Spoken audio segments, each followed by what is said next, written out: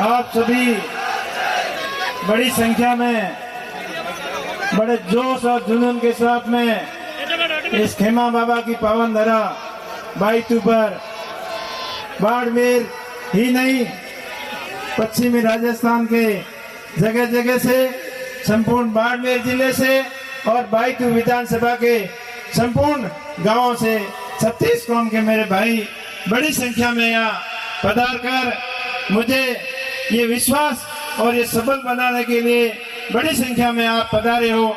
इस आप सभी का बहुत बहुत धन्यवाद, बहुत बहुत आभार।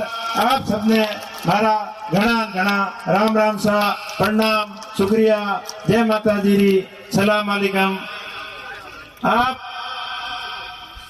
पिछले जब 3 तारीख को रिजल्ट आया था उस दिन से आज तक बड़े विचलित थे, बड़ी चिंता कर रहे थे और बार बार कई लोगों ने वहां आकर मुझे हौसला बंधाया, विश्वास दिलाया कि उमेश जी आप चिंता मत करो, हम सब आपके साथ में हैं। पर कई लोग नहीं आ पाए, तभी ये निर्णय लिया कि हम सब एक साथ में मिलकर अपना मन हल्का करेंगे, अपने मन की बात एक दूसरे से शेयर कर। भगवान उनको कभी माफ नहीं करेगा। उसने जिस दिन से यहाँ आया उस दिन से ही बेईमानियां शुरू कर दी और पता हमें इसलिए चला क्योंकि पंचायती राज चुनाव के अंदर इस अधिकारी ने हमें बहुत दुखी किया था। इस वजह से कई हमारे पंचायत समिति सदस्य, कई जिला परिषद सदस्य मात्र थोड़े मार्जिन से पीछे रह गए थे। कम से कम 12 पंचायत समिति सदस्य 100 से कम वोटों से हार गए थे इस बेईमान अफसर की वजह से। और मुझे भी हरियाणा का खूब प्रयत्न किया, लेकिन आप लोगों ने भरपूर साथ दिया और उस समय तो इसकी बातों में, बहकावों में, षड्यंत्र के जालसाजी में नहीं फंस सके क्योंकि छोटा क्षेत्र था और सबने मिलकर पूरा कड़ा उनका मुकाबला किया। और जिस दिन ये दोबारा यहाँ आने की खबर सुनी तब तक आचार संहिता भी लग चुकी थी और ट्रांसफर भी होना मुश्किल था।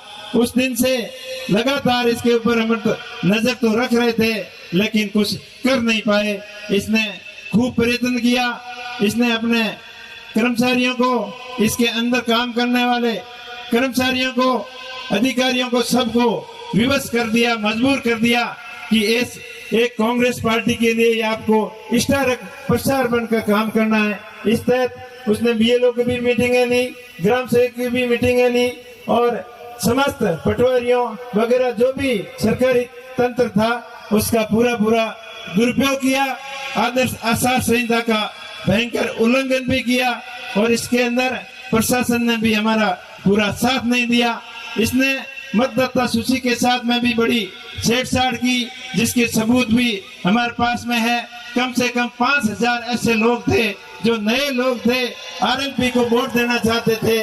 उन लोगों का मतदाता सूची से नाम कटवा कर उन नकली नाम 5000 के करीब इसने जुड़वाए जिनके माँ बाप का और एड्रेस का भी कोई पता नहीं है। ऐसे नाम मतदाता सूचियों के अंदर आए हैं, ये आप सबको पता है। मुकदमा करन आपने डराने की कोशिश की चुनाव के टाइम में सारा मुकदमा उन्हें पासा लेना पड़ी और अगर के खिलाफ कोई दबावगी, कोई परेशान करने की कोशिश की हुई तो आप हैंगे 1 लाख भिड़ा हो पड़ा और प्रशासन को मजबूती घेराव कर टकराव करो और अपने हक और अधिकारों के लिए हमेशा लड़ता रहो। और कई लोग ये भी बातों करे कि पार्टी हकरी कोई नहीं।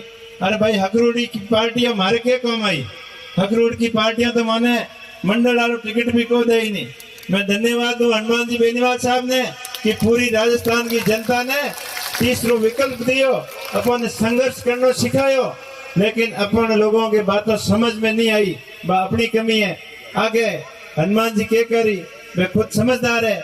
इतनी पार्टी बनाई और बांगे हाथे आज भी 10 लाख से ज्यादा लोग समर्थन दियो तो वे भी कोई अच्छो निर्णय ले। आगे बाइतू की जनता, समस्त पूरे बाड़मेर की जनता की भावना जो हुई, वह भावनाओं की कदर करते हुए नेताजी बात कर और सही जगह निर्णय हुई बायतू की जनता और बाड़मेर की जनता के पक्ष में और हित में हुई वही काम करोला। विरोधियों ने घना ज्यादा उत्साहित होने की उछल कूद करने की कोई जरूरत नहीं है, पर जनता की भावना को कदर करते हुए जब सही निर्णय हुई वही निर्णय नेताजी और हाथ बात कर और जो लाल टाइम में नेताजी निर्णय लियो बीजेपी के हाथे जाऊं को, क्योंकि बड़ा लोकसभा का चुनाव हुआ और बिंग बाद में अब एक विधानसभा का एकला लड़िया प्रयत्न कियो बदलाव करने को, लेकिन अपनो प्रयत्न असफल रहो। जागरूक जरूर किया पर एक दिन अपनी बात नेताजी की बात जनता के समझ में जरूर आवेला।